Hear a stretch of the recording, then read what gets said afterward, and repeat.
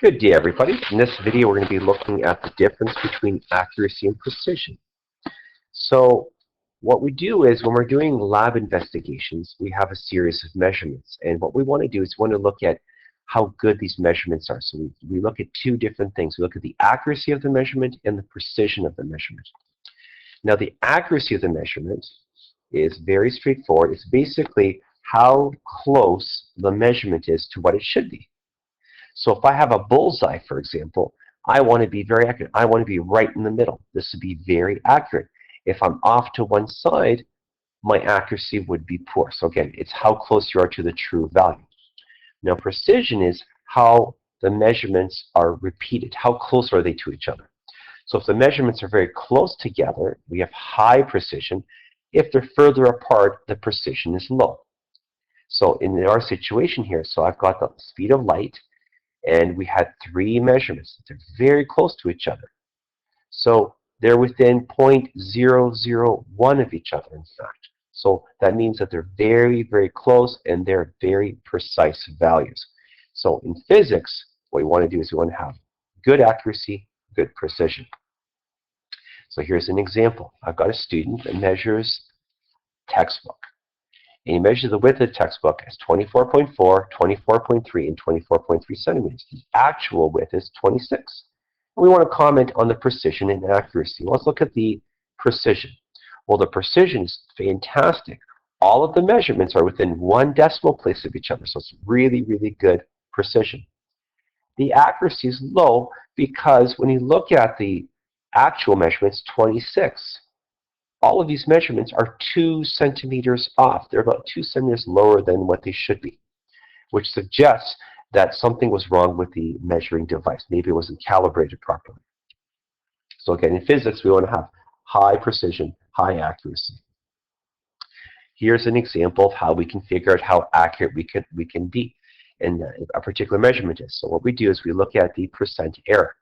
So percent error tells us the quality of our measurement. Is it close to what it should be? In other words, the accuracy. And it's very easy to do this calculation. It's the measured value, what you got, minus what it should be, the accepted. And then you take that difference and you divide it by the accepted.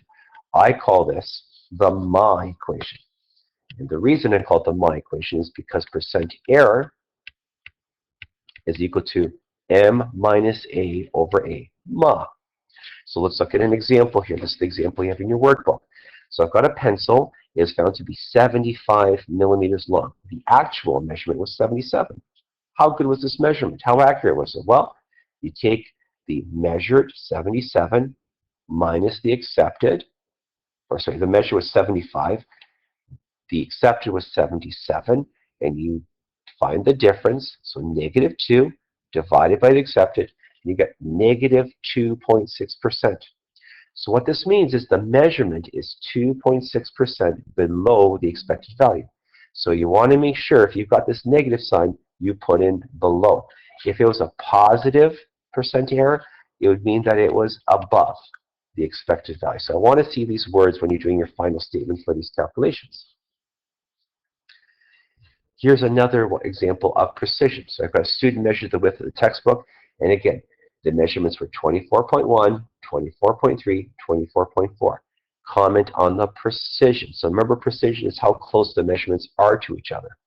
So you look at the measurements, they're within about 0.2 to 0.3 centimeters of each other. So very, very close.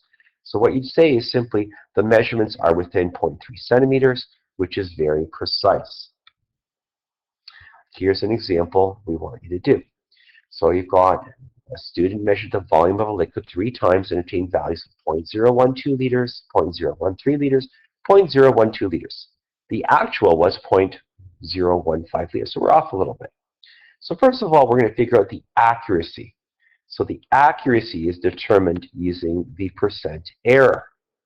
So what we do, we find the average first of all. So it'll be around 0.123, so we do the average. The expected value is 0.015, that's what it should be. So we plug it into the formula here. So measured minus accepted. Then you divide that by 0.015, and you're going to get negative 18, which means that the measured value was 18% below what it should be. How about the precision? All you do with the precision, we'll do this. Just look at the difference between these. How far apart are they? You see they're within 0.001 liters of each other. So that's a fairly good precision of 0.001. And that's all you have to do. So again, in physics, if you want to determine the accuracy, you look at the percent error formula. And if your percent error is above, you say it's above. If it's positive percent error. If it's a negative percent error, your measurement was below what it should be. For the precision, you look at the range of the measurements. How far off were they from each other? And you write that down. And that's it.